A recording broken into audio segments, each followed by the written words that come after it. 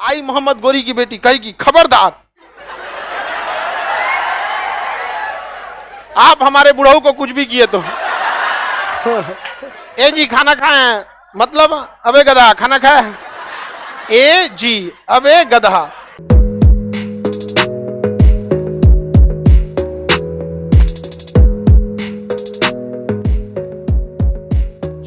हाँ एक चंद्रवरदाई की कहानी है कि शब्द वेदी बाण मारा था। ये चंद्रवरदाई की जो पुस्तक है ना, बस उसी में मिलता है। ठीक है, पृथ्वीराज रासो जो है, चंद्रवरदाई की लिखी हुई पुस्तक का नाम क्या है? पृथ्वीराज रासो। उसका इतिहास बाकी के उन्हीं चौहान वंश के राजाओं के इतिहास से उतना मैच नहीं खाता, इस वजह से उसको लोग उतना ज्यादा साइंटिफिकली नहीं मानते। समझ में आ गया? जैसे उत्पत्ति का ही सिद्धांत ले लिए, बाकी खुद उन्हीं के दरबारी लिखते हैं कि प्रतिहार के क्या थे? सामंत। और लिखते हैं अग्निकुंड से निकले थे। समझ में आ रहा है कि नहीं आ रहा? किसी को कोई दिक्कत नहीं ना? देखिए ये बात है कि पृथ्वीराज चौहान को जब युद्ध बंदी बनाया गया था तो मोहम्मद गोरी ने युद्ध नीतियों का उल्लंघन किया था और उनको बहुत सारी यातनाएं दी गई थी और बहुत मतलब एक अमाननीय तौर से उनकी जान लिया गया था। तो ये अफगानिस्तान वाले ऐसे ही हैं सब, आप इनसे उम्मीद मत कीजिए। आप देख रहे हैं ना अभी तालिबान वालों को, वहां न्यूज रिपोर्टर को कह दिया कि पहले कहा था कि मतलब हिजाब, तो भैया तुम्हारा कल्चर है, चलो हम लोग इंटरफेयर थोड़ी करेंगे किसी के कल्चर में। समझ में आ गई नहीं? क्योंकि हमारे यहाँ भी जो घूंघट निकाला जाता है, हो सकता है जापान जर्मनी इटली वालों को लगे कि भैया ये क्या कर रहा है, बट एटलीस्ट ऐसा ना बांध दिया है कि समझे में नहीं आ रहा है। तो वो सब उसी टाइप का होता है सर। वहां के मतलब हामिद अंसारी जो करजई साहब थे, जो वहां के राष्ट्रपति थे, भागना पड़ा उनको देश छोड़ के। ये अफगानिस्तान वाले मार काट करते रहता है सर। फिर तृतीय का विवाह किससे हुआ? संयोगिता से। अब जयचंद को क्या मिला? ये बैल कहीं का ये जयचंद जो है, इसका अपना भाई बेटी का विवाह हो गया, दामाद मरवा दिया। किसने? जयचंद। बेटी की हत्या हुई जयचंद की वजह से। मोहम्मद गोरी पकड़ा 1194 के चंदवार के युद्ध। कौन सा युद्ध में? चंदवार की युद्ध में। चंदवार के युद्ध में किसको हत्या कर दिया? जयचंद की। तो जयचंद ने मोहम्मद गोरी से कहा कि यह अपराध है, तुम हमारे साथ धोखा दे रहे हो। तो मोहम्मद गोरी ने कहा था कि अगर किसी राजा की हत्या करा देना, वह राजा से जो कुछ साल पहले हमारे साथ युद्ध करने आया था, उसे मारना अगर अपराध है, तो जयचंद बताओ, अपनी बेटी की हत्या कराना, अपने दामाद का हत्या कराना, यह अपराध नहीं है? समझ में आया कि नहीं आ गया? आप बताइए, इसमें जयचंद की गलती थी कि नहीं थी? अरे भाई वो तुम्हारे देश का है ही नहीं है, वो आएगा तुमसे प्यार से बात करने के लिए।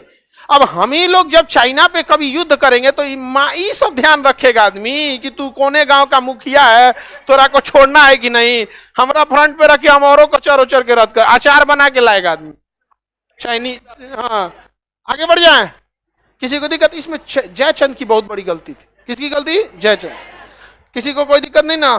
तो सोचिएगा, ये आप लोग विवाह शादी से पहले एक चीज याद रखिएगा, ऐसा ना हो कि आप लोग भी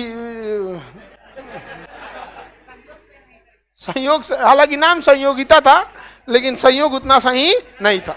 आगे बढ़े, किसी को कोई दिक्कत नहीं ना? मोहम्मद गोरी की सफलता में ये उसका टर्निंग पॉइंट हो गया। मोहम्मद गोरी के लिए क्या हो गया? Turning point.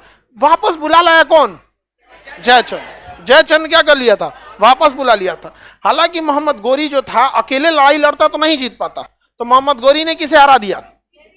पृथ्वीराज चौहान। हालांकि बहुत बार पृथ्वीराज चौहान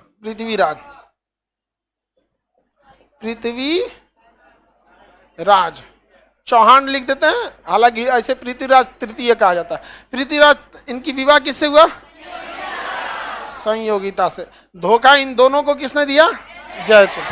किसने दिया? जयचंद्र। आज भी अगर देखिएगा, अगर उल्टा सीधा काम कीजिएगा ना तो लोग आपको क्या कहेंगे? जयचंद। दो ही तो दगाबाज गिने जाते हैं, विभीषण और जयचंद। समझ में आ गया कि रावण को डुबा दिया विभीषण और पृथ्वीराज चौहान को डुबा दिया जयचंद। और इधर कौन रहा? मोहम्मद गोरी। इसका किस्मत साथ दे दिया। किसी को कोई दिक्कत नहीं ना? मोहम्मद गोरी ने किसे पराजित कर दिया? मोहम्मद गोरी के कई ठो गुलाम थे, यालदोज, कुबाजा और ऐबक। यालदोज, कुबाजा और कुबाजा, ये सब क्या थे? गुलाम थे। अभी आप गुलाम से ये मत समझिएगा कि नौकर, नौकर का वाला सेंस मत समझिएगा। राजा पहले नौकर चाकर तो बहुत रखता था, उसमें जो सबसे खतरनाक होता था ना उसे पैसे देके खरीद लेता था हमेशा के लिए। उसे क्या कहा गया? गुलाम। तो जितना गुलाम रहा है सब ना, सब अपने अपने में सेनापति रहा है सब। 1000 रुपया में खरीदा गया था मलिक काफूर को। अब ऐसा मत समझिए पूरा दक्षिण भारत जीत के लाया था, भले हिजरा था वो, लेकिन 1000 रुपये में खरीदा गया था। तो ये सेनापति थे, ये तीनों के तीनों थे सब किसके गुलाम? मोहम्मद गौरी के गुलाम थे सब। इसमें सबसे योग्य था मोहम्मद गौरी, सॉरी ऐबक। सबसे योग्य कौन था? कुतुबुद्दीन ऐबक योग्य था। यहाँ पे लड़ाई उड़ाई में बहुत साथ देता था, किसका? मोहम्मद गौरी का। और बार बार मोहम्मद गौरी से मिलने जाता था। भाई सेनापति मिलेगा ही। एक बेटिया देखी गौरी की, कही कि एकरे से फंसने लायक है। क्या बोली? हाँ यही ठीक है। गौरी आग बबूला हुआ, तलवार निकाला, कहा कि चोट्टा गुलाम कहीं का, बताओ तुम इतना नीच हरकत करेगा, हमारी बेटी फंसा लिया। हाँ, मोहम्मद गौरी जो था पूरा भड़क गया किसके ऊपर? ऐबक।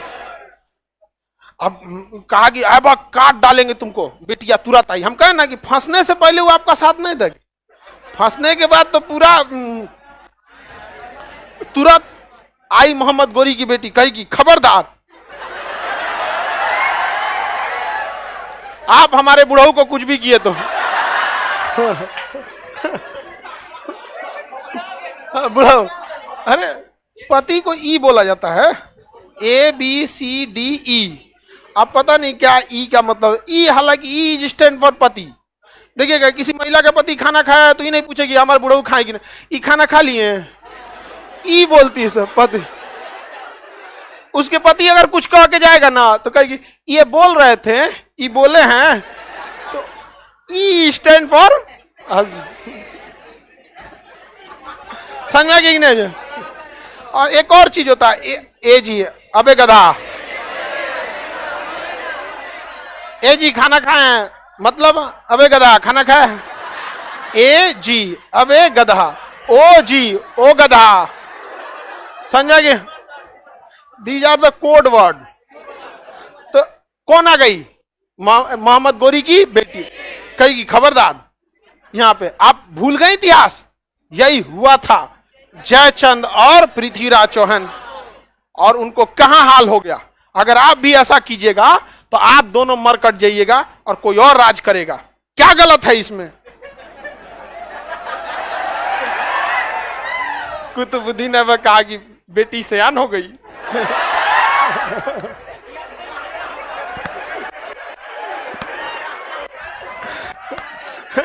तो जयचंद, देखिए जयचंद तो अपनी बेटी का शादी संयोग, देखिए ऐबक योग्य था या नहीं था वो एक अलग मैटर है। गुलाम था, लेकिन पृथ्वीराज चौहान हर हाल में योग्य थे। जात भी धर्म भी सेम था, सब कुछ, बस ईगो प्रॉब्लम था किसके अंदर? जय। तो जो गलती जयचंद ने किया वो गलती किसने नहीं किया? गौरी ने नहीं किया। और अपनी बेटी का विवाह किससे कर दिया? अब ब्याह किया तो गुलाम है कर अपने घर रहने के लिए, नहीं तो रहेगी कहां उसकी बेटिया? तो इसको कह दिया कि देख भाई, मोहम्मद गौरी कहा कि देख अभी अभी हम हिंदुस्तान से लड़ाई करके आ रहे हैं, ठीक है, तो एक काम करो, इसको कह दिया कि तुम जाके हिंदुस्तान संभालो। तो यहां आ गया कौन? ऐबक। कौन आ गया? कुतुबुद्दीन ऐबक। समझ में आ गया कि नहीं आ गया? ऐबक के मालिक कौन थे? गौरी। अब बाद में क्या बन गया? ससुर। ऐबक शासन करने लगा, अब फिर ये में हिंदुस्तान मिल गया। समझ में आ गया कि नहीं? ऐबक का गुलाम जो था इल्तुतमिश था। कौन था? इल्तुतमिश। क्या नाम था?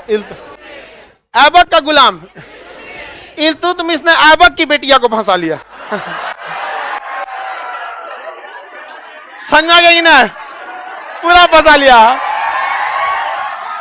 अब ऐबक बवाल कर दिया, कहा कि चट्टा हमारी बेटी फंसा लिया। तुरंत उसकी लड़की आई, कही खबरदार, खबरदार अगर आपने मेरे इल्तुतमिश को कुछ भी बोला तो बताइए आप कौन से शरीफ है?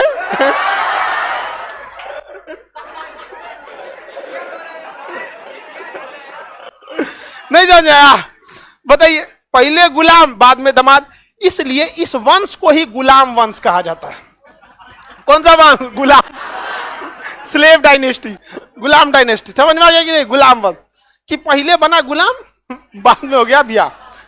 बताइए, जयचंद की आत्मा देखती होगी तो कहती होगी ना, बाप रे गलती कर दी हम, नहीं समझ में आएगा। हालांकि आपके हिसाब से क्या ये गलत था? इतना बढ़िया था, नहीं समझा? टेढ़ टाढ़ रहता तब जबरदस्ती को ना ब्याह करने को कहता, तब समझ में आता कि चलो भाई, बाप भी सोचता है कि बेटी जाए तो ठीक ठाक घर में जाए। समझ में आ गई नहीं? यंग एज में लड़का को लगता है कि जीवन ऐसा ही बीत जाएगा, ऐसा नहीं होता है। दुनिया का हर चीज का एक डिप्रेसिएशन होता है। गाड़ी खरीदिएगा, 2 साल बाद उसमें गाड़ी में घिसावट उसावट आ जाता है। घर बनेगा, 5 साल 6 साल बाद घिसावट आ जाएगा। ब्याह शादी कीजिएगा तो जिस इमोशन के साथ आप लव मैरिज करके भागे रहेंगे ना, उसमें भी घिसावट उसावट आ जाता है। 1-1.5 साल में तो लव मैरिज अपना रंग दिखा देता है। हाँ, कोनो होके लड़ाई होना ही फिक्स है। समझ में आ रहा है कि नहीं आ रहा? तो बताइए, गुलाम वंश समझ में आ गया?